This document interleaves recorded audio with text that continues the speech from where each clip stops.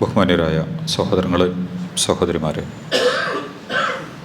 കരുണാവാരിധിയായ റബ്ബ് സുബ്ഹാനഹു വ തആല നമ്മുടെ ഒരുമിച്ച ഉടലിനെ അനുഗ്രഹിക്കുമാറാകട്ടെ.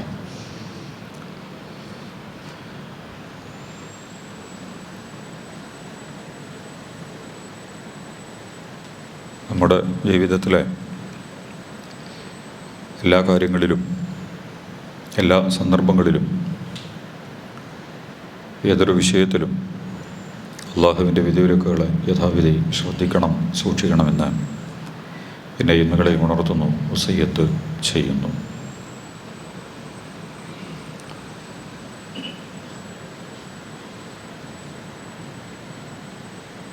ലാ ഇലാഹ ഇല്ലല്ലാഹുമായി ബന്ധപ്പെട്ടുകൊണ്ട് ചില കാര്യങ്ങളാണ് നമ്മൾ പറഞ്ഞുകൊണ്ടിരുന്നത്.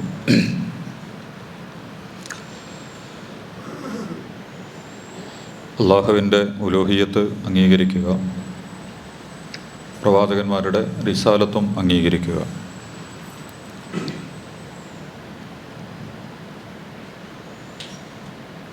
ആ ഉലൂഹിയ്യത്തിൽ ഏറ്റവും പ്രധാനപ്പെട്ടത് അള്ളാഹുവിൻ്റെ ദിവ്യത്വം, ദൈവികത, അള്ളാഹു ദൈവമാണ്, അള്ളാഹു ഇലാഹാണ് എന്നുള്ളത് അംഗീകരിക്കലാണ്.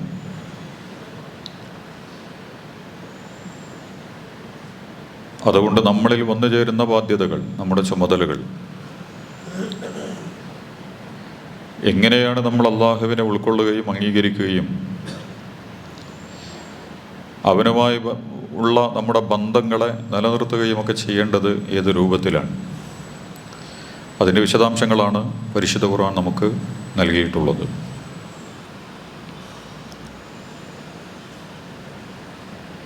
നമുക്കറിയാം, നമ്മളാരും സ്വതന്ത്രരല്ല,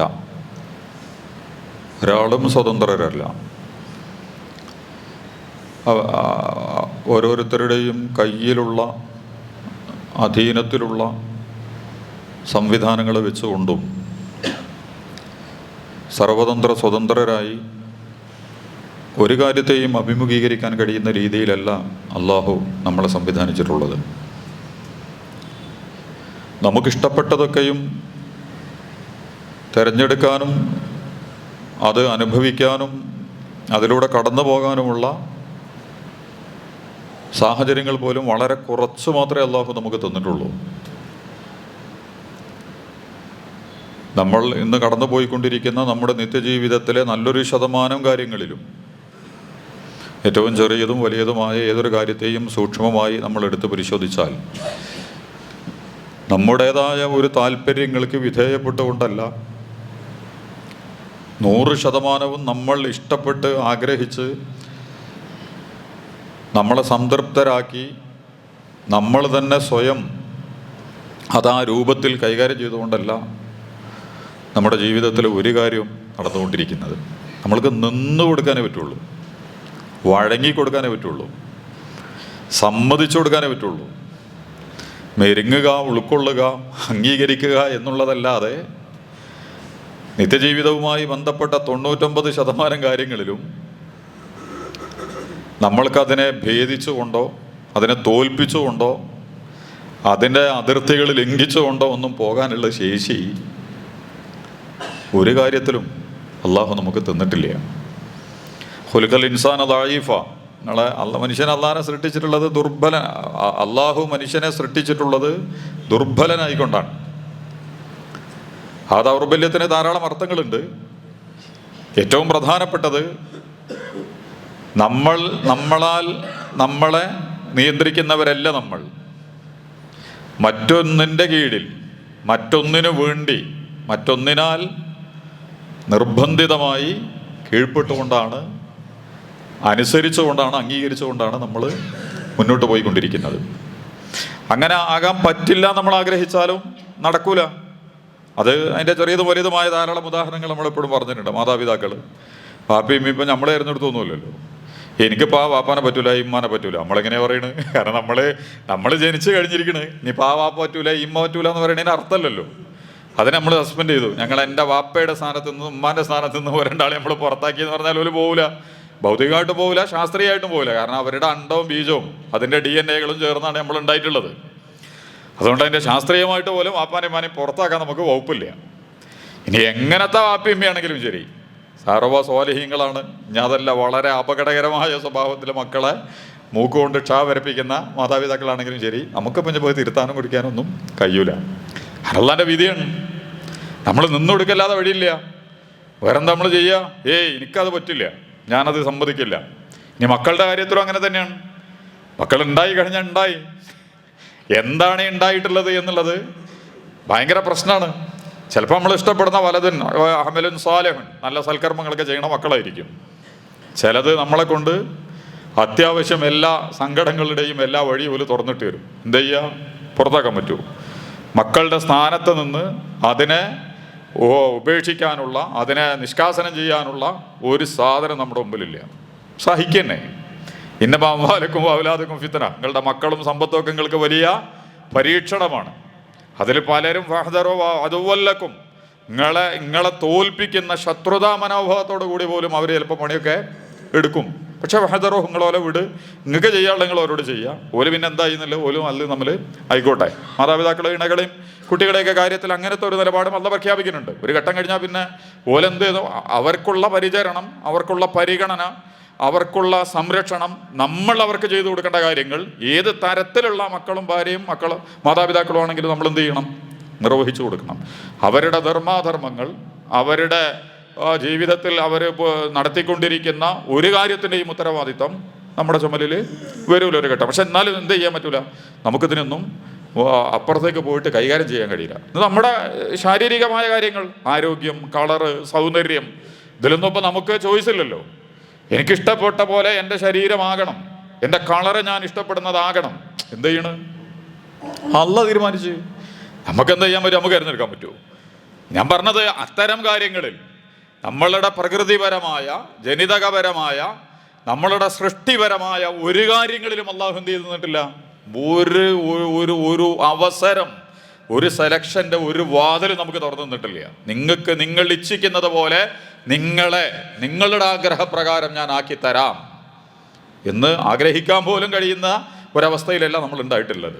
പിന്നീടാണ് ആഗ്രഹങ്ങളും അഭിലാഷങ്ങളും സ്വപ്നങ്ങളും പ്രതീക്ഷകളും ഒക്കെ വരുന്നത്. കുട്ടിക്കാലത്തൊന്നുമല്ലല്ലോ, കുറെ കഴിഞ്ഞിട്ടാണല്ലോ. അതുകൊണ്ട് എന്തിനാണ് നമ്മൾ എന്നുള്ളത് പോലും നമ്മൾ തിരിച്ചറിയുന്നത് നമ്മൾ ഉണ്ടായി കഴിഞ്ഞതിന് ശേഷമാണ്. അപ്പോൾ അത്തരം കാര്യങ്ങളിലൊന്നും അങ്ങനെ ഞങ്ങൾ പിന്നെ ആരോഗ്യം, സാമ്പത്തിക പ്രശ്നങ്ങൾ, കുടുംബ പ്രശ്നങ്ങൾ, സാമൂഹിക പ്രശ്നങ്ങൾ, മഹാരോഗങ്ങൾ ഒക്കെ നിങ്ങൾ എടുത്ത് പരിശോധിച്ച് നോക്ക്. നമ്മളെന്ത് ചെയ്യും? നിന്നൊടുക്കുക. സാധ്യമാവുന്ന രീതിയിൽ ഫതഖുല്ലാഹ മസ്തതഅതും, ഏത് ഘട്ടത്തെയും പരമാവധി തഖ്വയോടുകൂടി സാധ്യമാവുന്ന രീതിയിൽ നമ്മൾ അഭിമുഖീകരിക്കുക. ഏറ്റവും ധാർമ്മികമായിട്ട് പുലർത്താൻ ശ്രമിക്കുക. ക്ഷമയോടെയും സഹനത്തോടെയും വിശാലതയോടെയും മൂല്യങ്ങളുടെ പിൻബലത്തോടു കൂടിയൊക്കെ ഏത് അവസ്ഥകളെയും അതിജീവിക്കാനും അഭിമുഖീകരിക്കാനുള്ള ശ്രമങ്ങൾ നടത്തുക. നമുക്കതിൻ്റെ അപ്പുറം പോയിട്ട് അതല്ലാത്ത ഒന്ന് തിരഞ്ഞെടുക്കാനോ സ്വാതന്ത്ര്യപൂർവ്വം അത് പ്രയോഗിക്കാനോ എന്നുള്ള അവസ്ഥ അല്ലാഹു സുബ്ഹാനഹു വ തആല നമുക്ക് തന്നിട്ടില്ല. അല്ലാഹ് പറയണം, റബ്ബുക, നിന്റെ റബ്ബാണ് യഖ്ലുഖു, നിന്നെ സൃഷ്ടിച്ചത്, അവനാണ് സൃഷ്ടിച്ചത്, അവനാണ് സൃഷ്ടിക്കുന്നവൻ. മാ യശാ, അവൻ ഉദ്ദേശിക്കണ പോലെ, നിങ്ങൾ ഉദ്ദേശം പോലെയല്ല. പ്രപഞ്ചത്തിലെ എല്ലാ സംവിധാനങ്ങളെയും, നമ്മൾ ഏകകോശ ജീവി അമീബ മുതൽ മഹാസൗരയൂഥങ്ങളും ഗാലക്സികളും മിൽക്കി വേയും ഒക്കെ അടങ്ങുന്ന നമ്മളുടെ കാഴ്ചയിലും മസ്തിഷ്കത്തിനൊന്നും ഒതുങ്ങാത്ത നമ്മുടെ ഒന്നിലും ഇതുവരെ കടന്നു വന്നിട്ടില്ലാത്തതുമായ ധാരാളം സംവിധാനങ്ങളുണ്ട് ഈ മഹാപ്രപഞ്ചത്തിൽ. ഇതിനൊന്നിപ്പോൾ നിങ്ങൾ പറഞ്ഞ് കേട്ടിട്ട് നിങ്ങൾ ഉദ്ദേശിക്കുന്ന രീതിയിലല്ലോ അള്ളാഹ് സൃഷ്ടിച്ചിട്ടുള്ളത്. യഖ്ലുഖു മാ യശാ, അവൻ ഉദ്ദേശിക്കുന്ന രീതിയിലാണ് അള്ളാഹ് സൃഷ്ടിച്ചിട്ടുള്ളത്. നിങ്ങളെ കാര്യത്തിലും അങ്ങനെ തന്നെയാണ്. മാഷാ അറക്കബക്ക്, അവൻ ഉദ്ദേശിച്ച പോലെയാണ് നിങ്ങളെ ഘടന ഉണ്ടാക്കിയത്. അല്ല, നിങ്ങൾ ഉദ്ദേശിച്ച പോലെയല്ല നിങ്ങൾ ഉണ്ടാക്കിയിട്ടുള്ളത്, നിങ്ങൾ ഉണ്ടായതല്ല. അവൻ എങ്ങനെയാണോ നിങ്ങളുടെ, ഇപ്പോൾ ഒരു എഞ്ചിനീയർ ഉദ്ദേശിക്കുന്ന രീതിയിലുള്ള ഒരു കെട്ടിടം വരിക, അതിൻ്റെ പ്ലാന്, അതിൻ്റെ രീതി, രൂപം, ഭാവമൊക്കെ നമ്മളെ ആ കെട്ടിടം സ്വയം ഉദ്ദേശിക്കലല്ല, മറിച്ച് ആ എഞ്ചിനീയറാണ് അതിൻ്റെ ഇതെങ്ങനെ വേണം, എവിടെയാണ് അത് വേണ്ട, ഇത് വേണ്ടെന്നൊക്കെ മുമ്പരാണ് തീരുമാനിക്കുക. എന്നിട്ടാണ് ആ കെട്ടിടം വരിക. അതാണ് മാഷാ അറക്കബക്ക്, അവൻ ഉദ്ദേശിച്ച പോലെയാണ്. ഫീ അയ്യി സൂറത്തിൻ, അവൻ ഇഷ്ടപ്പെട്ട രൂപത്തിൽ, നിങ്ങൾക്ക് ഇഷ്ടപ്പെട്ട ഒരു രൂപഭാവങ്ങളോടുകൂടി നിങ്ങളുടെ താല്പര്യങ്ങൾ മുഴുവൻ ചേർത്ത് വെച്ചുകൊണ്ട് നിങ്ങൾ ആഗ്രഹിക്കുന്ന രീതിയിൽ ഒരു സൃഷ്ടിപ്പ് നടത്താൻ നിങ്ങൾക്ക് പറ്റൂല. അത് അവനാൻ്റെ കാര്യം മുതൽ കടലും കരയും സൂര്യനും നക്ഷത്രങ്ങളും സസ്യജാലങ്ങളും ജൈവ സ്പീഷീസുകളും എല്ലാം കോടാനുകോടിയിലധികം വരുന്ന, അതിൻ്റെ അപ്പുറം വരുന്ന ഈ പ്രപഞ്ചത്തിലെ ഒരു സംവിധാനത്തിലും യഖ്ലുഖു മാ യശാ, അള്ളാഹനെ മനസ്സിലാക്കാനായിട്ട് ഈ പറയുന്നത്. ആരാണ് അള്ളാഹ് നമ്മൾ മനസ്സിലാവണമല്ലോ. അള്ളാഹു സുബ്ഹാനഹു വ തആല അങ്ങനെ ഒരു അല്ലാ നമുക്ക് ഇടങ്ങേറാകുമ്പോൾ വിളിക്കാണല്ലോ ഒരു അല്ലാ, ഇതല്ലല്ലോ അല്ലാ. അള്ളാഹുവിന്റെ ഏറ്റവും പ്രധാനപ്പെട്ട സംഗതിയായിട്ട് പല സ്ഥലത്തും പറയുന്നതൊന്ന് യഖ്ലുഖുമായ യശാ, അള്ളാഹുവാണ് സൃഷ്ടിക്കുന്നവന്, അവനാണ് സൃഷ്ടിച്ചിട്ടുള്ളത്, അതും അവൻ ഉദ്ദേശിക്കുന്ന രീതിയിൽ. വയഖ്താ, അവനാണ് തിരഞ്ഞെടുക്കുകയും ചെയ്യുന്നത്. എന്ന് പറഞ്ഞാൽ ഓരോന്നും എങ്ങനെയാവണം, എന്താവണം, എന്തിനാവണം, എവിടെയാവണം, എപ്പോഴാവണം, ഇതൊക്കെ നിശ്ചയിച്ചത് അള്ളാഹുവാണ്. നമ്മുടെ കാര്യത്തിലും അങ്ങനെ തന്നെയാണ്. പ്രപഞ്ചത്തിലെ എല്ലാ സംവിധാനങ്ങളുമായി ബന്ധപ്പെട്ടുകൊണ്ടും അല്ലാഹു സുബ്ഹാനഹു വ തആല ആ രീതിയിൽ കാര്യങ്ങളെ നിശ്ചയിച്ച് തെരഞ്ഞെടുത്ത് അവൻ്റെ ഉദ്ദേശമനുസരിച്ച് അവൻ സൃഷ്ടിച്ച് പരിപാലിച്ച് സംരക്ഷിച്ച് കൊണ്ടുവരിക. ഇതിന് വേറൊരർത്ഥം യഖ്താറു. ഈ ആയത്തിൻ്റെ ഒരു പശ്ചാത്തലം എന്താണെന്ന് വെച്ചാൽ, നമ്മൾ ഓരോന്നിനും ഓരോ ആളുകളെ ഏൽപ്പിച്ചിട്ടുണ്ട്. ദേവീദേവന്മാർ, ദൈവങ്ങൾ, അതുപോലെ തന്നെ വ്യത്യസ്തമായ കഴിവുള്ളവർ. എന്നിട്ട് അവരെയൊക്കെ നമ്മൾ തിരഞ്ഞെടുത്തിട്ട് അവർക്ക് ചില കഴിവുകൾ വകവെച്ച് കൊടുക്കുക. എന്നിട്ട് അവർ അതിൻ്റെ ആളുകളാണ്. കഴിഞ്ഞ നമ്മൾ അതിൻ്റെ ഒരു രൂപം ഭാവമൊക്കെ പറഞ്ഞിരുന്നു. ഗ്രീക്കിലും ഇന്ത്യയിലും ഒക്കെയുള്ള എല്ലാ വിഭാഗങ്ങളിലും ഉണ്ട്, പലതരം ദൈവവിശ്വാസങ്ങളുണ്ട്. അതിൽ ഓരോന്നിനും ഓരോ അധികാരം നൽകപ്പെട്ടിട്ടുള്ള ആളുകൾ ഓല് തിരഞ്ഞെടുക്കുക. ഇത് മഴൻ്റെതാണ്, ഇത് വെയിലിൻ്റെതാണ്, ഇത് ധനത്തിൻ്റെതാണ്, ഇത് വിദ്യാഭ്യാസത്തിൻ്റെതാണ്, ഇത് ആകാശത്തിൻ്റെ ദൈവമാണ്, ഇത് കടലിൻ്റെ ദൈവമാണ്, ഇത് കരയുടെ ദേവനാണ്, ഇത് കരയുടെ ദേവിയാണ് എന്നൊക്കെ പറഞ്ഞിട്ട് ഓരോന്നിനും ഓരോ തരം ആളുകളെ തെരഞ്ഞെടുത്ത് നിശ്ചയിച്ച് വെച്ചിട്ടുണ്ട്. അപ്പം അള്ളാഹ് ചോദിക്കുകയാണ്, അല്ല ഇങ്ങനെ ഒരു തെരഞ്ഞെടുപ്പിന് ആരാ നിങ്ങളെ ഏൽപ്പിച്ചത്? നിങ്ങളുടെ കാര്യത്തിൽ തന്നെ നിങ്ങൾക്ക് തിരഞ്ഞെടുക്കാൻ കഴിയില്ല. ഇങ്ങനെ നിങ്ങളെ ബാക്കിയുള്ളവരുടെ കാര്യത്തിൽ നിങ്ങൾ തിരഞ്ഞെടുത്തിട്ട് അതാണ് ഇതാണ് മറ്റത് ഇങ്ങനെയാണെന്ന് പറയാൻ നിങ്ങളാരെ ഏൽപ്പിച്ചത്? നിങ്ങൾ ഉദ്ദേശിക്കുന്നവരെ തിരഞ്ഞെടുത്തിട്ട് അതാണ് ഇത് എന്ന് പറയാൻ നിങ്ങൾക്ക് അധികാരം നൽകപ്പെട്ടിട്ടില്ലല്ലോ. കാരണം അവരെയും മലക്കുകളും ജിന്നുകളും ഭൂതഗണങ്ങളും എന്നൊക്കെ പറയണ അങ്ങനെ ഉണ്ടല്ലോ, ജിന്നും മലക്കുകളൊക്കെ ഉണ്ട് ഈ ലോകത്ത്. ഈ ജിന്നിനെയും മലക്കിനെയും ഒന്നും നിങ്ങളല്ലല്ലോ സൃഷ്ടിച്ചിട്ടുള്ളത്. ഇപ്പൊ മാലാഖമാർ ദേവീ ദേവന്മാരാണ്, ജിന്നുകൾ എന്ന് പറഞ്ഞാൽ ഭയങ്കര ഭൂതഗണങ്ങളാണ്, അല്ലെങ്കിൽ വേറെന്തോ സംവിധാനങ്ങളാണ് എന്നൊക്കെ പറഞ്ഞിട്ട് ആ ജിന്ന് ഇതിൻ്റെ ആളും ഈ മലക്ക് ഇതിൻ്റെ ആളും എന്നൊക്കെ പറഞ്ഞിട്ട് നിങ്ങളെ ഏൽപ്പിച്ചിട്ടുണ്ടോ അതിന് ഓരോ കാര്യങ്ങളൊക്കെ ഏറ്റെടുക്കാൻ, നിശ്ചയിച്ചു കൊടുക്കാൻ? അപ്പൊ അത് യഥാർത്ഥത്തിലില്ല. നിങ്ങൾക്ക് നിങ്ങളെ കാര്യത്തിലും തിരഞ്ഞെടുക്കാൻ അധികാരമല്ല, വേറൊരാളെ കാര്യത്തിലും അങ്ങനെ തിരഞ്ഞെടുക്കാനുള്ള അധികാരമല്ല. എന്നാണ് അള്ളാഹ് പറയണത്. മാക്കാനല്ലോ അവർക്കുമില്ല. ഇനി മലക്കാളും ഭൂതങ്ങൾ ഇപ്പോൾ ഇനിയിപ്പോൾ മടൻ്റെ ഒരു മലക്കുണ്ടെന്ന് വരുന്നത്, അത് മലക്ക് തീരുമാനിച്ചതാ ഞാൻ മടൻ്റെ മലക്കാകാൻ പോവാണ്, അല്ലെങ്കിൽ വെയിലിൻ്റെ മലക്ക് തീരുമാനിച്ച് ഞാൻ സൂര്യൻ്റെ മലക്കാകാൻ പോവാണ്, അത് ഓരോ തിരഞ്ഞെടുത്തതാ. അള്ളാഹ് പറയണ മാക്കാനലഹുമുൽ ഖിയറ, അവർക്കില്ല, ആർക്കുമില്ല, എങ്ങൾക്കുമില്ല എന്ത് തെരഞ്ഞെടുക്കാനുള്ള സ്വാതന്ത്ര്യം. നിങ്ങളുടെ ഇഷ്ടമനുസരിച്ച്, നിങ്ങളുടെ താല്പര്യമനുസരിച്ച്, കാഴ്ചപ്പാടനുസരിച്ച് സ്വയമേവേ നിങ്ങൾ ഇച്ഛിച്ച കാര്യങ്ങൾ ചെയ്യാനുള്ള ഒന്നും നിങ്ങളല്ല. അതുകൊണ്ട് അവർക്കുള്ള അധികാരം, നിങ്ങൾക്കുള്ള അധികാരം. പിന്നെ എന്തിനാ നിങ്ങൾ ഇങ്ങനെ ഇതിനെ തിരഞ്ഞെടുക്കാൻ നിൽക്കേണ്ട കാര്യം? അതാണ്, ഇതാണ്, അവരാണ്, ഞങ്ങളാണ് എന്ന് പറയാൻ നിങ്ങൾക്ക് അധികാരമില്ല.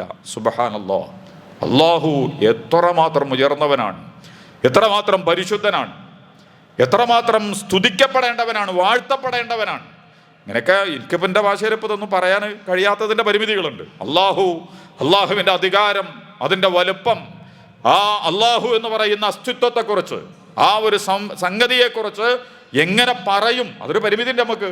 അവനാ വായിച്ച് ഖുർആനും ഹദീസും നോക്കെ എടുക്കുക എന്നല്ലാതെ വേറെ മാർഗമല്ല. വേറെ ഒരാളെ കുട്ടികളെ നമുക്ക് മനസ്സിലാവില്ലല്ലോ. നിങ്ങൾക്ക് മനസ്സിലാവും അയലോക്കത്തെ കുട്ടീൻ്റെ സ്വഭാവം എന്താണെന്ന്? ആ കുട്ടീൻ്റെ ഒപ്പം നമ്മൾ ഇടപെട്ടാലോ നമ്മളെ കുട്ടീനെ നമുക്ക് തിരിയുള്ളൂ. കാരണം എന്താ? ആ കുട്ടിയായിട്ട് നിരന്തരം ഇടപെട്ട്, അല്ലെങ്കിൽ നമ്മുടെ ഉപ്പ ഉമ്മ ഇണ മക്കളെയൊക്കെ നമുക്ക് തിരിയലെങ്ങനെയാ? അതായിട്ട് നമ്മളിങ്ങനെ കൂടി കഴിയുമ്പോഴാണ്. അല്ലാതെ അപ്പം അതുകൊണ്ട് അപ്പുറത്തുള്ള ഒരു കുട്ടി ഏത് കുട്ടിയാണെന്ന് പറഞ്ഞാലും ആ കുട്ടിയുടെ ആറ്റിറ്റ്യൂഡോ ബിഹേവിയറോ അതിൻ്റെ എന്താണ് ഒരു സംഗതി നമുക്ക് മനസ്സിലാക്കാൻ കഴിയില്ല. നമ്മൾ ഒന്നിനോട് ഇടപെടുമ്പോൾ അപ്പം അള്ളാനെ മനസ്സിലാക്കണമെങ്കിൽ എന്താ വഴി?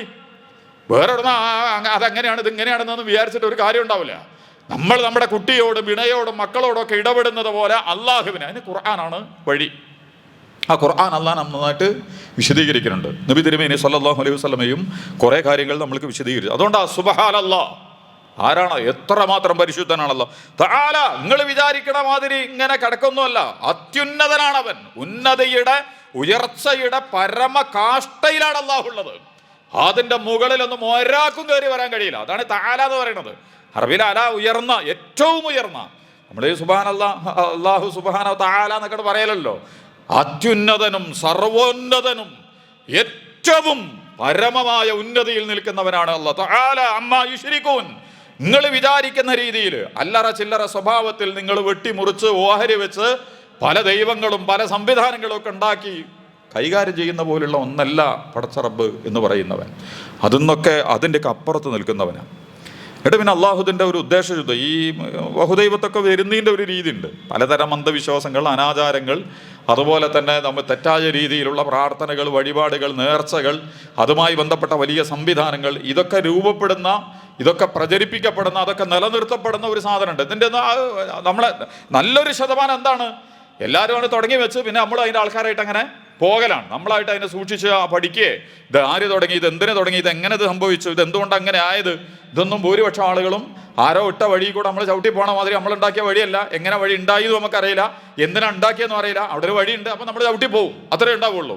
വഴി ഇല്ലെങ്കിൽ ചിലപ്പോൾ നമ്മൾ വെട്ടുമ്പോൾ കുറേ ആലോചിക്കും, എങ്ങനെയാണ് വെട്ടേണ്ടത്, എത്ര വീതി നീളം എന്നൊക്കെ പറഞ്ഞിട്ട് നമ്മൾ ആലോചിക്കും. ആരോ വെട്ടിയൊരു വഴി ഉണ്ടെങ്കിൽ അതിലൂടെ പോവുകയാണ് ചെയ്യുക, എന്തിനാണെന്ന് അറിയില്ല. എന്നതുപോലെ മനുഷ്യൻ അള്ളാഹുവിനെ മനസ്സിലാക്കുന്നിടത്തും അംഗീകരിക്കുന്നിടത്തും ഉൾക്കൊള്ളുന്നിടത്തും അവനുമായിട്ടുള്ള ബന്ധങ്ങൾ നിലനിർത്തുന്നിടത്തും അള്ളാഹുവിനോടുള്ള ആരാധന, അള്ളാഹുവിനോടുള്ള ആശ്രയം, അവനോടുള്ള വിധേയത്വങ്ങൾ, അവനുള്ള ഇബാദത്ത്, ഇതൊക്കെ നിർവഹിക്കുന്നിടത്ത് പല രീതിയിലുള്ള വ്യത്യസ്തവും വളർന്ന് പന്തലിച്ച് കിടക്കുന്ന പല സ്വഭാവത്തിലുള്ള കാര്യങ്ങളും കാണാം. തെറ്റും ശരിയായിട്ടൊക്കെ കാണാൻ പറ്റും. ഇതൊക്കെ നിലനിൽക്കുന്നതിൻ്റെ അടിസ്ഥാനം എന്താ? ആരാണ് ഇതൊക്കെ തുടങ്ങി വെക്കുന്നത്? അപ്പോൾ അള്ളാഹു അതിൻ്റെ ഒരു വശം കൂടി പറയാം. റബ്ബുക യഅലമു, അള്ളാഹ്ക്ക് ഇതൊക്കെ കൃത്യമായിട്ട് അറിയാം. മനുഷ്യന്മാർ വേണ്ടതും വേണ്ടാത്തതൊക്കെ ഓരോന്ന് തുടങ്ങി വെക്കണുണ്ടല്ലോ. യഅലമു മാ തുകിന്നു സുദൂറഹും, നിങ്ങളുടെ ഹൃദയങ്ങളിൽ ഒരു വ്യക്തി അല്ലെങ്കിൽ ഒരു കൂട്ടം ആളുകൾ ചേർന്നാലാണ് എന്ത് ശരിയും തെറ്റും ഭൂമിയിൽ പ്രയോഗിക്കപ്പെടുക അല്ലെങ്കിൽ അവതരിപ്പിക്കപ്പെടുക. പ്രബോധനം ചെയ്യപ്പെടലോ, പ്രയോഗിക്കപ്പെടലോ, പ്രചരിപ്പിക്കപ്പെടലോ, അതിനെ പ്രോത്സാഹിപ്പിക്കലോ ഒക്കെ നടക്കെങ്ങനെയാ? ഒന്നുകിൽ ഒരു വ്യക്തി അല്ലെങ്കിൽ അയാളെ പോലെ തന്നെ 4-5 ആൾക്കാർ, പിന്നെ ആ 4-5 ആൾക്കാർ കൂടി 10, 100 നമ്മൾ പറയുന്ന നെറ്റ്വർക്ക് മാർക്കറ്റിംഗ് രീതിയിൽ 1, 2 ആയി, 2, 4 ആയി, 4, 8 ആയി, 8, 16, 32 ഒക്കെ ആയിട്ട് ഇങ്ങനെ കൂടും. പക്ഷെ ആ 1, 2, 4 എന്നൊക്കെ പറയുന്നത് വളരെ പ്രധാനപ്പെട്ടതാണ്. കാരണം അവരാണ് ഇതിൻ്റെ മർമ്മങ്ങൾ. ബാക്കിയുള്ളവരിങ്ങനെ പിന്നെ കോടാനുകോടി ഫോളോവേഴ്സ് ഇതിൻ്റെ ബാക്കിൽ ഇങ്ങനെ വരും, ഒന്നും നോക്കാതെ. പക്ഷെ ഇത് തുടങ്ങി വെച്ച ഒരുത്തനുണ്ടാവും, 1 അല്ലെങ്കിൽ 2 അല്ലെങ്കിൽ 4 അല്ലെങ്കിൽ 8 അല്ലെങ്കിൽ 16 എന്നൊക്കെ പറയണ. അതിൻ്റെ ആദ്യഘട്ടത്തിൽ ഇത്തരം സംവിധാനങ്ങളുടെ അജണ്ടയും അതിൻ്റെ ഉദ്ദേശ ലക്ഷ്യങ്ങളും അതിലൂടെ കിട്ടേണ്ട ഫലങ്ങളെയും ഒക്കെ കൃത്യമായിട്ട് നിർണയിച്ച് പ്രോഗ്രാം ചെയ്ത് അത് പ്രൊമോട്ട് ചെയ്ത് നടപ്പിലാക്കുന്ന ആളുകളുണ്ടാവും. ഇന്നത്തെ ലോകത്ത് എനിക്കും നിങ്ങൾക്കൊക്കെ തിരിയാത്ത ഏറ്റവും വലിയ പ്രശ്നത, ആര് എന്തിനു വേണ്ടി എന്തിനാണ് കാര്യങ്ങൾ നടത്തുന്നത് എന്ന് നമുക്കറിയില്ല. എല്ലാത്തിൻ്റെയും പിന്നാലെ ഫോളോ ചെയ്യുക, ഇത്തിബാ ചെയ്യുക, തഖ്ലീദ് ചെയ്യുക, അന്ധമായിട്ട്. മതമാണെങ്കിലും രാഷ്ട്രീയമാണെങ്കിലും ബിസിനസ് ആണെങ്കിലും വിദ്യാഭ്യാസം ആണെങ്കിലും ഏത് സംഗതിയാണെങ്കിലും ഒന്നിൻ്റെ ബാക്കിലൂടെ തഖ്ലീദ് ചെയ്ത് ഇത്തിബാ ചെയ്ത് ശരിയും തെറ്റും മുന്നും തോക്കോ തുടങ്ങിയതാരാണ്, എന്തിനു തുടങ്ങി, ഇപ്പം എവിടെയാണ് നിൽക്കുന്നത്, എന്താണ് അതിൻ്റെ അടിസ്ഥാന ഫലങ്ങൾ, ഇതൊന്നും തിരിച്ചറിഞ്ഞുകൊണ്ടല്ല അപ്പം നമ്മൾ എന്ത് ചെയ്യുക, ഇതിൻ്റെ പിന്നാലെ പോവുക. നമുക്ക് ചെയ്യാനും കഴിയില്ല ചിലപ്പം. അപ്പൊ അള്ളാഹ് അതിനെക്കുറിച്ച് പറയണത് റബ്ബുക യഅലമു, പ്രത്യേകിച്ചും ശിർക്കുമായി ബന്ധപ്പെട്ട സ്വയം അധികാരത്തോടു കൂടി നിങ്ങൾ തെരഞ്ഞെടുക്കുകയും നടത്തിക്കൊണ്ടിരിക്കുകയും ചെയ്യുന്ന ഓരോ സംഗതികളുടെയും സുദൂറഹും, അതിൻ്റെ മർമ്മം, ഉറവിടം, അതിൻ്റെ താല്പര്യങ്ങൾ അള്ളാഹ്ക്ക് നന്നായിട്ട് അറിയാം. അപ്പോൾ ആരുടെ താല്പര്യം, അത് നിങ്ങൾ എവിടേക്ക് വേണമെങ്കിലും എന്ത് സംഗതിയും, ഏറ്റവും ചെറിയ ഒരാൾ ഒരു തന്ത്രപരമായി പ്രയോഗിക്കുന്ന ചെറിയ അടവുകൾ മുതൽ വൻകിട രാജ്യങ്ങളും കോർപ്പറേറ്റുകളും അതുപോലെ തന്നെ കമ്പനികളും ഉദ്യോഗസ്ഥന്മാരും മീഡിയയും ഒക്കെ നടത്തിക്കൊണ്ടിരിക്കുന്ന പ്രവണതകളെ അടക്കം അതിനെ റിമോട്ട് ചെയ്യുന്ന, അതിനെ നിയന്ത്രിച്ചുകൊണ്ടിരിക്കുന്ന ആളുകളുടെ ഹൃദയം. എന്തിനാണ് ഇത് തുടങ്ങിയത്, എങ്ങനെയാണ് തുടങ്ങിയത്, ഇതെന്താണെന്ന് അള്ളാഹ്ക്കറിയാം. വമായോലിനോൻ, നിങ്ങൾ പരസ്യപ്പെടുത്തുന്നതും അറിയാം അള്ളാഹ്ക്ക്, നിങ്ങൾ രഹസ്യമായിട്ട് സൂക്ഷിക്കും. നമുക്കൊക്കെ അങ്ങനെ ഉണ്ടാവും. നമ്മൾ ചിലപ്പോൾ ഒരാളോട് ദേഷ്യം ഉണ്ടാകുമ്പോൾ തന്നെ പുറത്തേക്ക് ചിരിക്കും, ഉള്ളിൽ ഭയങ്കര ദേഷ്യമുണ്ട്. അപ്പോൾ പുറത്തേക്ക് കാണുന്ന ഭാഗതാ, നമ്മളെ ഹൃദയത്തിൽ ഒളിപ്പിച്ച് വെച്ചിട്ടുണ്ടാവും. ഓരോട് മഹാദേഷ്യമാണ്, കിട്ടിയ ജ്യൂസ് അടിച്ചിട്ട് കുടിക്കും. നമ്മൾ അത്രയും ദേഷ്യത്തിൽ നിൽക്കുകയാണ്. പക്ഷെ നമ്മൾ പുറത്തേക്ക് എന്ത് ചെയ്യും, മനോഹരമായിട്ട് ചിരിക്കും. ചിലപ്പോൾ നമ്മളോട് നമുക്ക് സ്നേഹമുള്ള ആരോട് നമ്മൾ എന്ത് ചെയ്യും, അയാളോട് നമ്മൾ ചിലപ്പോൾ വെറുപ്പ് പ്രകടിപ്പിക്കുന്ന രീതിയിൽ ചിലപ്പോൾ നമ്മുടെ മുഖഭാവങ്ങൾ കാണിക്കും. നമ്മൾ യഥാർത്ഥത്തിൽ നമുക്ക് സ്നേഹമാണ്, പക്ഷെ നമ്മൾ ഉള്ളിൽ എന്ത് ചെയ്യും, വേറെ സംഗതി ഉണ്ടാവും. ഇത് ലോകത്തെ എല്ലാ കാര്യങ്ങൾക്കും ഉണ്ട്. നല്ലൊരു ശതം, പ്രത്യേകിച്ചും പുതിയ കാലത്ത് നടക്കുന്ന സാമ്പത്തിക, രാഷ്ട്രീയ, സാമൂഹിക, ഉദ്യോഗസ്ഥ, ഭരണകൂട സംവിധാനങ്ങളായിട്ടൊക്കെ ബന്ധപ്പെട്ട് അതിൻ്റെ വിശദാംശങ്ങളിലേക്ക് നമ്മൾ പോകണ്ട. ആ വളരെ നിഗൂഢമായ, വളരെ മാരകം. ഇപ്പം ഇന്നലെ കോടതിൻ്റെ അടുത്ത് ജൻസി സമരം ചെന്നിട്ടുണ്ട്. കോടതി പറഞ്ഞെന്താ, എനിക്ക് കാണാൻ നേരമല്ല. അപ്പോൾ നമ്മുടെ ഈ സോഷ്യൽ മീഡിയയിൽ വരുന്നുണ്ട്, എന്നാൽ പള്ളിക്കടിയിൽ മറ്റെന്തുണ്ട്, മറ്റേ ശിവലിംഗം ഉണ്ട് എന്ന് പറഞ്ഞു നോക്കി നിങ്ങൾ, കോടതി അപ്പം കൊണ്ടുവരാൻ പറയും. എത്ര സമയം വേണമെങ്കിലും കേട്ടുതരും. വിദ്യാർത്ഥികളുടെ തലക്കും ശരീരത്തിലും, വിദ്യാർത്ഥികൾ എന്നൊക്കെ പറഞ്ഞാൽ ഒരു തലമുറ, അള്ളാഹു തന്നെ അനുഗ്രഹിച്ചൊരു സംഘമാണ് വിദ്യാർത്ഥികൾ. വിജ്ഞാനം തേടുന്ന, പഠിച്ചുകൊണ്ടിരിക്കുന്ന, അറിവിനെ തേടിക്കൊണ്ടിരിക്കുന്ന, കാരണം അതിന് ധാരാളം വിശദീകരണങ്ങളുണ്ട്, അതിലേക്ക് ഇപ്പം നമ്മൾ പോണില്ല. വിജ്ഞാനം എന്താണ്, അതിൻ്റെ ആവശ്യം എന്താണ്, അതിനുവേണ്ടി നിൽക്കുന്നവൻ ആരാണ്, ആഴമേറിയ പ്രോത്സാഹനമാണ് വിദ്യാർത്ഥികൾക്ക് അള്ളാഹു നൽകിയിട്ടുള്ളത്. ജിഹാദാണ്. മൻ സലക ഫീ സബീലിൽ ഇൽമി, മൻ സലക, ഒരാൾ പ്രവേശിച്ചാൽ ഫീ സബീലില്ലാ, ദൈവമാർഗ്ഗം. ഈ ഫീ സബീലില്ലാ എന്ന് അള്ളാഹ് ഉപയോഗിക്കല് അള്ളാഹിൻ്റെ മാർഗത്തിൽ ത്യാഗം ചെയ്യുന്ന ആളുകളെ കുറിച്ചാണ്, കഠിനമായ ത്യാഗം ചെയ്യുന്ന ആളുകളെ കുറിച്ച്. നിങ്ങൾ ശരിക്കും പഠിക്കാൻ വേണ്ടിയിട്ട് ഒരു വിദ്യാർത്ഥിയെ വിട്ടിട്ടുണ്ടെങ്കിൽ അത് ഭയങ്കര ത്യാഗമാണെന്നാണ്. ആ ഒരു സമൂഹത്തിൻ്റെ പ്രതീക്ഷയാണത്, അതിൻ്റെ കരുത്താണത്.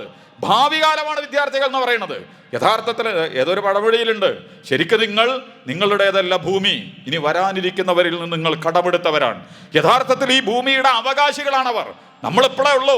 യഥാർത്ഥത്തിൽ ഈ ഭൂമി അനന്തരമെടുക്കാൻ പോകുന്ന തലമുറകളാണവർ. ആ വിദ്യാർത്ഥി സമൂഹത്തെ എന്താണ് അവിടെ ചെയ്തുകൊണ്ടിരിക്കുന്നത് എന്നുള്ളത്. എന്നിട്ട് അതിൻ്റെ കേസ് വരുമ്പം കോടതി കാണാൻ നേരമില്ല, കേൾക്കാൻ നേരമില്ല, നോക്കാൻ നേരമില്ല. എന്താ അതിൻ്റെ പ്രശ്നം? എല്ലാ പ്രശ്നങ്ങളിലും വളരെ പെട്ടെന്ന് ഇടപെടുന്ന, അപകടകരമായ വിധികൾ പുറപ്പെടുവിക്കുന്ന നമ്മുടെ സംവിധാനങ്ങൾക്ക് പോലും അതിലേക്ക് കയറി പോരാൻ പറ്റുന്നില്ല. 10-28 വിദ്യാർത്ഥി, എൻ്റെ ഒന്ന് വിശദീകരണത്തിൽ അത് പിന്നെ ആ ഭാഗത്ത് കൂടെ അങ്ങനെ പോകേണ്ടി വരും. അപ്പൊ എന്താണ് ഇവരുടെ മനസ്സിലിരിപ്പ്? എന്താണ് അതിൽ ഇടപെടാത്തത്? പലതിലും ഇടപെടാത്ത കോടതികൾ, സൂക്ഷ്മമായി അന്വേഷിക്കാത്ത ഭരണകൂട സ്ഥാപനങ്ങൾ, അതിലിടപെടാത്ത ഉദ്യോഗസ്ഥന്മാർ, ശബ്ദമുയർത്താത്ത രാഷ്ട്രീയക്കാർ, കലാകാരന്മാർ, സാഹിത്യകാരന്മാർ. അൽഹംദുലില്ലാഹ് നമ്മൾ പ്രതീക്ഷിക്കുന്നതിനേക്കാൾ വലിയ മുന്നേറ്റം നമ്മളൊക്കെ പിന്തുടരേണ്ട ഒരു സാധനമാണത്. ഇന്ത്യയിലെ വിദ്യാർത്ഥി സമരങ്ങളുമായി ഇന്ത്യയിലെ പുതിയ ഒരു തലമുറ നമ്മൾ വിചാരിക്കുന്നതിനേക്കാൾ മനോഹരമായ രീതിയിൽ സമരം ചെയ്തുകൊണ്ടിരിക്കുകയാണ് അവർ. അക്രമങ്ങളും വർധനങ്ങളൊന്നുമില്ല. പൂവ്, ഭരണഘടന, ഗാന്ധി അങ്ങനെയൊക്കെ പറഞ്ഞിട്ട് ഇന്ത്യ ഒക്കെ ആയിട്ടാണ്, അല്ലാതെ അടി ഇടി കുത്ത് തള്ള് മറിക്കലൊന്നുമില്ല. വളരെ പക്ഷേ എങ്ങനെ അതിനെ അഭിമുഖീകരിക്കണം എന്നറിയാതെ അവർ കിടന്ന് പ്രയാസപ്പെട്ടുകൊണ്ടിരിക്കുക. നമ്മൾ പിന്തുണക്കണം, എല്ലാ മനുഷ്യരും പിന്തുണക്കണം. കാരണം ഭാവികാല ഇന്ത്യയുമായി ബന്ധപ്പെട്ട നിർമ്മിതിയിൽ നിർണായകമായ പങ്ക് വഹിക്കുന്ന ഒരു സമരമാണ് യഥാർത്ഥത്തിൽ ഇന്ത്യയിലെ വിദ്യാർത്ഥി സമൂഹം എടുത്തുകൊണ്ടിരിക്കണം. ഞാൻ പറഞ്ഞത് തുക്കിൻ്റെ സുദൂറുഹും വമായോ അലീനോൻ. ഇനിയിപ്പോൾ അവർക്ക് അജണ്ടോ എന്ന് നമുക്കറിയില്ല, ഇത് റിമോട്ട് ചെയ്യണമല്ലുണ്ടോന്ന്. പണ്ട് അണ്ണാ ഹസാരൻ്റെ സമരം ഉണ്ടായിരുന്നു, RSS പ്രോഗ്രാം ചെയ്തിരുന്നു UPA സർക്കാരിനെ അട്ടിമറിക്കാൻ വേണ്ടിയിട്ട്. അണ്ണാ ഹസാരെ വന്ന് RSS നന്നായിട്ട് ബ്രെയിൻ വർക്ക് ചെയ്തിട്ട് കൊണ്ടുവന്നപ്പോൾ ഈ ഒരു പെൻഷൻ സാധനമൊക്കെ ഉണ്ടല്ലോ, RSS റിമോട്ട് ചെയ്ത സാധനമാണ്. ഈ പെൻഷൻ എതിർത്തുകൊണ്ടും പെൻഷന് വേണ്ടി ഇത്ര കോടി ചെലവാക്കുന്നു, അതെന്തൊരു ആണ്. അപ്പം നമ്മൾ വായിച്ചാൽ നമുക്ക് ഉടനെ തോന്നുന്നത് ഭയങ്കര സംഭവം ശരിയാണെന്ന്. കാരണം ഇന്ത്യ വരുമാനത്തിൻ്റെ 80-70% ശമ്പളത്തിനും പെൻഷനുമായിട്ടൊക്കെ ഉപയോഗിക്കുന്നു. അതിൻ്റെ ബാക്കി വശങ്ങൾ വേറെ ആലോചിക്കണം. പക്ഷെ അത് പ്രചരിപ്പിക്കുന്നത് നമ്മളിലേക്ക് എങ്ങനെയാണോ ഇറങ്ങി വരാൻ പറ്റുക അതിനുള്ള കുറുക്കു വഴികൾ, ലളിത വഴികൾ, സൂത്രവാക്യങ്ങൾ ഉണ്ടാക്കിയിട്ട് നമ്മളെ കൊണ്ടുവരിക. ഇപ്പോൾ മോഡി ഫാൻസാണ് ഇപ്പോൾ ഈ പെൻഷൻ സംവിധാനത്തിൻ്റെ ഫോക്കസ് ചെയ്ത് കൈകാര്യം. ഇപ്പോൾ അത് തുടങ്ങി വെച്ച ആളുകൾ 50,000 ഫോളോവേഴ്സ് ഉണ്ടായില്ലേ എന്നാണ് പറയണത്. ഈ പെൻഷൻ അത് മോഡിപ്പട, മോഡിക്ക് പിന്തുണ കൊടുക്കുക. അപ്പോൾ ഇവർ ആരാണ് തുടങ്ങണത്, എന്തിനാണ് തുടങ്ങണതെന്ന് നമുക്കറിയാതെ പല സാധനങ്ങളും ഉണ്ടാകും. പക്ഷെ അല്ലാഹു സുബ്ഹാനഹു വ തആല പറയണത് ഇത് നമുക്കറിയാം. നിങ്ങൾ ആരെന്ത് ലോകത്തെന്ത് ചെയ്താലും നിങ്ങൾ എന്താണ് തിരഞ്ഞെടുക്കുന്നതെന്നും മറ്റുള്ളവരെ കൊണ്ട് തിരഞ്ഞെടുപ്പിക്കാൻ നിങ്ങൾ ശ്രമിക്കുന്നത് എന്താണെന്നും നിങ്ങൾ നടത്തുന്ന പ്രോഗ്രാമുകളുടെ അടിസ്ഥാന താല്പര്യങ്ങൾ എന്താണെന്നും അതിലെല്ലാം പെടും കേട്ടോ.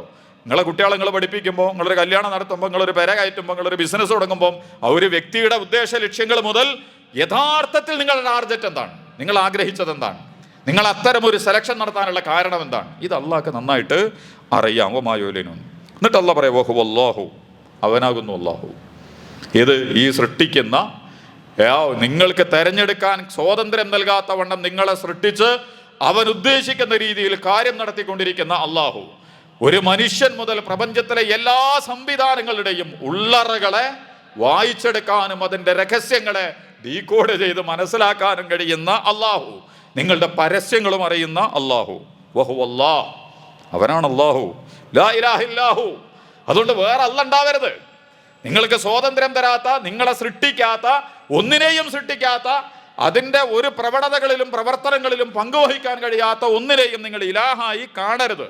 ലാ ഇലാഹ ഇല്ലാഹുവ, അവനല്ലാതെ ഒരു ഇലാഹുമില്ല. ലഹുൽ ഹംദ്, അവനെ മാത്രം നിങ്ങൾ സ്തുതിക്കുക, വേറെ ഒന്നിനെ. അതൊക്കെ പിന്നെ വേറെ നമ്മൾ പറയേണ്ടതാണ്. ഹംദ് എന്താണ്, സുബ്ഹാൻ എന്താണ്, തഹ്ലീൽ എന്താണെന്നൊക്കെ അത് പിന്നീട് ഒരിക്കൽ നമുക്ക് പറയാൻ ശ്രമിക്കാം. നിങ്ങൾ വാഴ്ത്തുന്നുവെങ്കിൽ, സ്തുതിക്കുന്നുവെങ്കിൽ, ഫിലൂലാ വൽ ആഖിറ, ആദ്യത്തിലും അവസാനത്തിലും ഇന്ന ആളാണ്, അയാളെ കൊണ്ടാണ്, അവരെ കൊണ്ടാണ്, അവരെയാണ് അതിന് നമ്മൾ വാഴ്ത്തേണ്ടത്, സ്തുതിക്കേണ്ടത് എന്നൊക്കെ പറഞ്ഞ് വ്യക്തികൾ മുതൽ, കൂട്ടങ്ങൾ മുതൽ, സംഘങ്ങൾ മുതൽ, പാർട്ടികൾ മുതൽ, രാഷ്ട്രങ്ങൾ വരെയൊക്കെ നമ്മൾ സ്തുതിക്കും. ഇതിനൊന്നും ഒരു കാര്യമില്ല. അതാണ് അല്ലാഹ് പറയണത്. ആദ്യത്തിലും അവസാനത്തിലും നിങ്ങളുടെ സ്തുതിയും നിങ്ങളുടെ കീർത്തനങ്ങളൊക്കെ നിങ്ങൾ കൊടുക്കേണ്ടത് അല്ലാഹുവാ. വലഹുൽ ഹുക്ം, അധികാരം അവൻ തന്നെയാണ്. നിങ്ങൾക്ക് ഒരു അധികാരം അല്ലാഹ് തന്നിട്ടില്ല. ഹുക്ം എന്നുള്ളതും നന്നായിട്ട് വിശദീകരിക്കേണ്ട ഒരു ഭാഗമാണ്. എന്തെങ്കിലും നിലക്ക് ഒരു എന്താ പറയാ, നിങ്ങളുടെ ഒരു നിങ്ങളുടെ ഒരു അധീശത്വം അല്ലെങ്കിൽ നിങ്ങളുടെ കയ്യിലുള്ള ഒരു അധികാരം ഉപയോഗിച്ച് എന്തെങ്കിലും ഒരു കാര്യം ചെയ്യാൻ, അതിൻ്റെ അവസാന ഘട്ടം വരെ അതിനെ ആ ഒരു സ്വഭാവത്തിൽ കൈകാര്യം ചെയ്യാനുള്ള ശേഷി നിങ്ങൾക്ക് നൽകപ്പെട്ടിട്ടില്ല. പ്രപഞ്ചം മുഴുവൻ അധികാരം കിടക്കുന്നത് അള്ളാഹുവിൻ്റെ കയ്യിലാണ്. വലകുൽ ഹുക്മു, എല്ലാ അധികാരവും. അത് ഇൻഷാ അല്ലാഹ് ഹക്കിമിയത്ത് നമുക്ക് പിന്നീട് ഒരിക്കൽ നന്നായിട്ട് പറയാം. ഈ ഖൽഖും സൃഷ്ടിപ്പൊക്കെ പറയണത് പോലെ തന്നെ വൈലേഹി തുർജഊൻ. എന്നിട്ട് അള്ളാഹ് പറയാം, അധികാരം മാത്രമല്ല, അവസാനങ്ങളൊക്കെ അങ്ങോട്ടാണ് വരുന്നത്. എല്ലാവരും അള്ളാഹുവിലേക്കാണ് മടക്കപ്പെടുന്നത്. കേട്ടോ, അള്ളാഹ് ഒന്നും കൂടി ചോദിക്കുകയാണ്, നിങ്ങൾ ഈ തെരഞ്ഞെടുത്ത ദേവീ ദേവന്മാർ, അള്ളാഹുവിനേക്കാൾ കഴിവുണ്ട് എന്ന് വിചാരിക്കുന്ന പാർട്ടികൾ, സംഘടനകൾ, നേതാക്കന്മാർ, വ്യക്തികൾ, കുടുംബങ്ങൾ, സമൂഹങ്ങൾ, സംഘടനകൾ പലതും ഉണ്ടാവും. ഇതൊക്കെ അങ്ങനെയാണ്. അള്ളാഹിന്റെ സ്ഥാനത്ത് എങ്ങനെയൊക്കെയാണ് വരിക? പലതരം സാധനങ്ങൾ വരും. എല്ലാറ്റിനെയും നമ്മൾ വലുതാണ് എന്നൊക്കെ വിചാരിക്കും. അതിൻ്റെ മഹിമ, അതിൻ്റെ ഗാംഭീര്യം, അതിൻ്റെ പ്രവണതകളൊക്കെ കണ്ടിട്ട് ഇത് ഭയങ്കര സംഭവമാണെന്നൊക്കെ നാട്ടുകാരുടെ മുമ്പിലും നമ്മളൊക്കെ സ്വയം ധരിക്കും. ബാക്കിയുള്ളവരുടെ മുമ്പിൽ പറഞ്ഞു നടക്കുകയൊക്കെ ചെയ്യും, നമ്മളുടെ വിവരക്കേട് കൊണ്ടോ പരിമിതികൾ കൊണ്ടോ ഒക്കെ. അപ്പം അതിനെ മുമ്പിൽ വെച്ചിട്ട് അള്ളാഹ് ഒരു ചോദ്യം കൂടി ചോദിക്കാൻ, ഖുൽ, നബിയെ ശരിക്കും അവരോട് പറയും, അറഅയ്തും, നിങ്ങൾ നോക്കിയിട്ടുണ്ടോ, നിങ്ങൾ ആലോചിച്ചിട്ടുണ്ടോ, നിങ്ങൾ കണ്ടിട്ടുണ്ടോ, ഇൻ ജഅലല്ലാഹു അലൈക്കും അല്ലൈല സർമദ, അള്ളാഹു എല്ലാ സമയവും ഇരുട്ടാക്കി നോക്കുക, രാത്രിയാക്കി നോക്കുക. നമ്മുടെ ഭൂമിയിൽ പെരുമ്പിലാവിൽ എപ്പോഴും അന്തി തന്നെ, രാത്രി മാത്രം. കേരളത്തിലും ഇന്ത്യയിലും ഒക്കെ രാത്രി മാത്രം, പകല് ഇല്ല.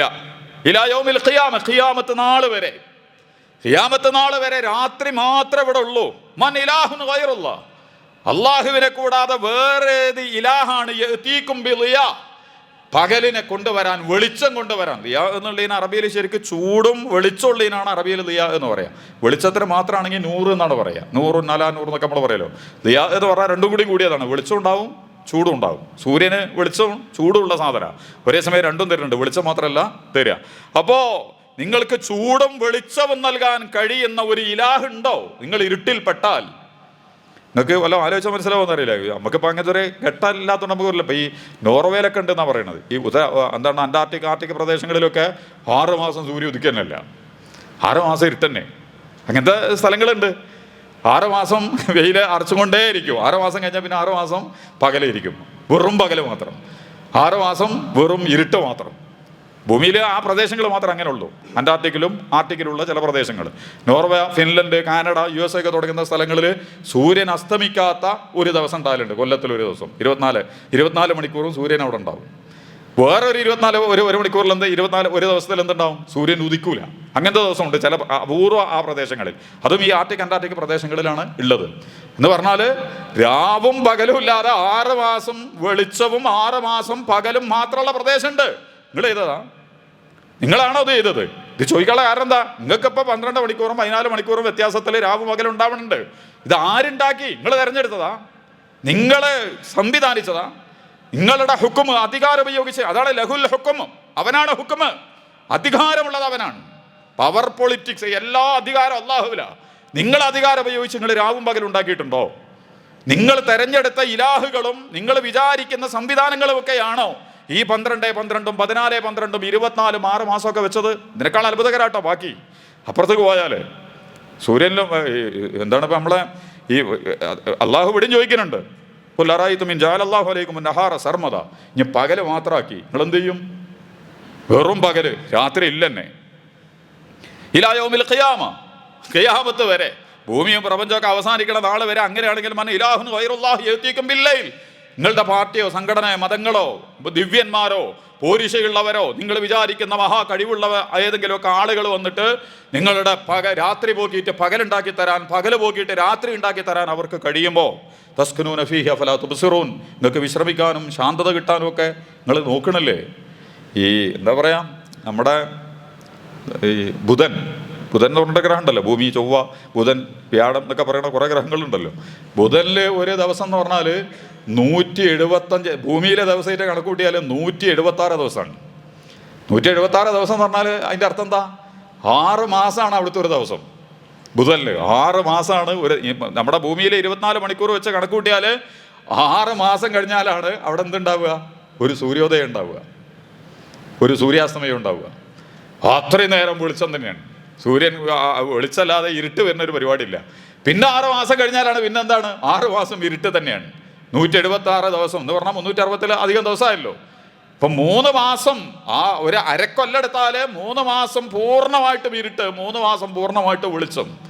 ശനിയിലും അങ്ങനെ തന്നെ ചെയ്യും. എന്താണ് വേറെ ഏതൊരു ഗ്രഹം കൂടി ഉണ്ട്, അവിടെ 116 ദിവസം എത്തിയ. വ്യാഴത്തിൽ അതേ സമയം 10 മണിക്കൂറുള്ളൂ. 5 മണിക്കൂറിൽ സൂര്യൻ ഉദിക്കും ചെയ്യും, സൂര്യൻ അസ്തമിക്കും ചെയ്യും. എന്ന് പറഞ്ഞാൽ 10 മണിക്കൂറാണ്. നമുക്ക് 24 മണിക്കൂറാണല്ലോ. നമ്മളെ തൊട്ടടുത്തുള്ള ചൊവ്വയിൽ 24.5 മണിക്കൂറാണെന്നാണ് പറയുന്നത്. എന്നാൽ സൂര്യന് ദിവസം തന്നെ ഇല്ല, കാരണം മൂപ്പര് സ്വന്തം കത്തിയും കൊണ്ടേ നിൽക്കുകയാണ്. അവിടെ രാവും പകലും ഇല്ല, ഇരുട്ടില്ല, വെളിച്ചം മാത്രമേ ഉള്ളൂ. അപ്പൊ ഇതിങ്ങനെ ഞാൻ പറയുന്നതിന്റെ അർത്ഥം എന്താണെന്ന് വെച്ചാൽ, അല്ലാഹു സുബ്ഹാനഹു വ തആല ഇനിയിപ്പോൾ കടലിൻ്റെ അടിയിൽ പറയുന്നുണ്ട്, കടലിൻ്റെ അടിക്ക് 200 മീറ്ററിന് താഴത്തേക്ക് സൂര്യൻ പോകില്ല, വെളിച്ചം പോകില്ല. 200 മീറ്ററിലേക്ക് ഭൂമിയിലെ സൂര്യൻ്റെ വെളിച്ചം പോകണുള്ളൂ, കടലിൻ്റെ അടിയിലേക്ക്. അവിടെ നിന്നാണ് കഴിഞ്ഞാൽ പിന്നെ പരമാവധി 1000 മീറ്റർ വരെയൊക്കെ സാധനങ്ങൾ നിൽക്കും. എന്നാൽ ഭൂമിയിലെ 70% കടലാണ്. ആ കടലിൻ്റെ 70% അടിയിലേക്കും പിന്നെ എന്തില്ല, ഒരു വെളിച്ചത്തിന്റെ നാല് പോലും കടന്നു ചെല്ലൂല. നിന്റെ കൈയെടുത്താൽ പോലും എനിക്ക് കാണാൻ പറ്റൂല. നമ്മളെ യുക്തിവാദി ജബ്ബാറിന് MM അക്ബർ സാഹിബ് ഊതി മുട്ടിച്ച ആയത്ത് ഇതായിരുന്നു. കടലിന്റെ അടിയിൽ അത്ഭുതകരമായ ഇരുട്ടിന് മേലിരുട്ട്, ഇരുട്ടിന്റെ മുകളിൽ ഇരുട്ട്. 10,000 അടി താഴ്ചയുള്ള എന്താണ് ബർമുഡ ട്രയാങ്കിൾ ഉണ്ട്. സാധാരണ തന്നെ 3700 കിലോമീറ്ററോ 3700ഓളം മീറ്റർ താഴത്തിലാണ് മിനിമം കടലിൻ്റെ ആയങ്ങളുള്ളത് മിക്ക സ്ഥലങ്ങളിലും. അത് ഏറിയും കുറഞ്ഞൊക്കെ 1000, 2000, 3000 ഒക്കെ 3700 എന്നാൽ ഈ ബർമുഡ ട്രയാങ്കിൾ എന്ന് പറയുന്നത് 10,000 മീറ്റർ താഴെ, അത്രയും ആഴത്തിലാണ്. അതിൻ്റെ ഉള്ളിലൊന്നും വെളിച്ചം എന്ന് പറയണത്. അപ്പം നിങ്ങൾക്ക് അവിടെ വെളിച്ചം കൊണ്ടുവരാൻ പറ്റുമോ? അള്ളതാ ചോദിക്കണത്. അവിടെ കിയാമത്ത് വരെ, ഈ ഭൂമി നശിക്കണ വരെ അള്ളപ്പം അങ്ങനെ വെച്ചിക്കണം. നിങ്ങൾക്ക് എന്തെങ്കിലും ചെയ്യാൻ പറ്റുമോ? ഗവൺമെന്റിന് ചെയ്യാൻ പറ്റുമോ? ഭരണകൂടങ്ങൾക്ക്, അധികാര കേന്ദ്രങ്ങൾക്ക്, നിങ്ങൾക്ക് ദിവ്യത്വമോ അധികാരമോ കഴിവുകളൊക്കെ ഉണ്ടെന്ന് വിശ്വസിക്കുന്ന ഏതെങ്കിലും ഒരു സംഗതിക്ക് ഇതൊക്കെ ചെയ്യാനുള്ള കഴിവുണ്ടോ എന്നാണ് അല്ലാഹു സുബ്ഹാനഹു വ തആല നമ്മളോട് ചോദിക്കുന്നത്. ഞാൻ പറഞ്ഞത് അല്ലാഹു ആരാണ്? അല്ലാഹ് ഈ രാപ്പകലുകളെ കുറിച്ച് ചിന്തിക്കാൻ നല്ലോണം പറയുന്നുണ്ട്. ലില്ലാഹി മുൽക്കു ഇന്ന ഫീ ഖൽഖിസ് സമാവാതി വൽ അർളി, ആകാശഭൂമികളുടെ സൃഷ്ടിപ്പും വഖ്തിലാഫിൽ ലൈലി വന്നഹാരി, രാപ്പകലുകളുടെ കറക്കവും മാറിവരലും ഒക്കെ അല്ലാഹുവിൻ്റെ ആയത്താണ്. നിങ്ങൾക്ക് ചിന്തിക്കുന്നവർക്ക് ധാരാളം കാര്യങ്ങളുണ്ട്. നിങ്ങൾ വിധേയനാണെന്നും നിങ്ങൾ അടിമപ്പെടേണ്ടവനാണെന്നും നിങ്ങൾ വഴങ്ങിക്കൊടുക്കേണ്ടവനാണെന്നും നിങ്ങളെക്കാൾ വലിയൊരു അധികാര കേന്ദ്രം ഈ പ്രപഞ്ചത്തെ നിയന്ത്രിക്കുന്നു എന്നൊക്കെ നിങ്ങൾക്ക് മനസ്സിലാക്കാൻ രാവും പകലും മാത്രം നിങ്ങൾ നോക്കിയാൽ മതി. വളരെ സിമ്പിൾ സാധനമാണിത്. രാത്രിയൊക്കെ ഖുർആൻ്റെ കുറേ ചർച്ചയിൽ വരുന്നുണ്ട്. കാരണം നമ്മളെപ്പോഴും കാണുന്നൊരു യാഥാർത്ഥ്യമാണ്. അല്ലാഹു സുബ്ഹാനഹു വ തആല ഉണ്ടാക്കി വെച്ചതാണത്. ഈ 14 മണിക്കൂറിൽ ഇങ്ങനെ നടക്കണം, 12 മണിക്കൂറിൽ രാവും പകലും ഒക്കെ വരണം. നിങ്ങളാരും പ്രോഗ്രാം ചെയ്തതല്ല. നിങ്ങൾ അതിനു വേണ്ടി ഒരു സംവിധാനം ഉണ്ടാക്കിയിട്ടില്ല. ആ സംവിധാനമില്ലെങ്കിൽ നിങ്ങൾക്ക് ഭൂമിയിൽ ജീവിക്കാനും സാധ്യമല്ല. അപ്പൊ ഇതൊക്കെ ചെയ്തവരാരാണ്? അതാണ് അല്ലാഹു. അവൻ മാത്രമാണ് ഇലാഹ്. ലഹുൽ ഹുക്കും, അവനാണ് അധികാരം. വഇലൈഹി തുർജഊൻ. ഇനിയിപ്പോൾ കുറച്ച് കാലമൊക്കെ ജീവിച്ച അവസാനം എത്താൻ പോണതും അവൻ്റെ മുമ്പിലേക്കാണ്. ഇതാണ് കരുണാവാരിധി അല്ലാഹു സുബ്ഹാനഹു വ തആല പറയുന്നത്. ഇൻഷാ അല്ലാഹ് അല്ലാഹുവിനെ കൂടുതൽ മനസ്സിലാക്കാൻ നമ്മൾ ശ്രമിക്കുക. അവൻ്റെ അനുഗ്രഹങ്ങളും നിഅമത്തുകളും അനുഭവിക്കാൻ കഴിയുന്നവരുടെ ഭാഗ്യത്തിൽ ഉൾപ്പെടുത്തി അവൻ നമ്മെ അനുഗ്രഹിക്കുമാറാകട്ടെ.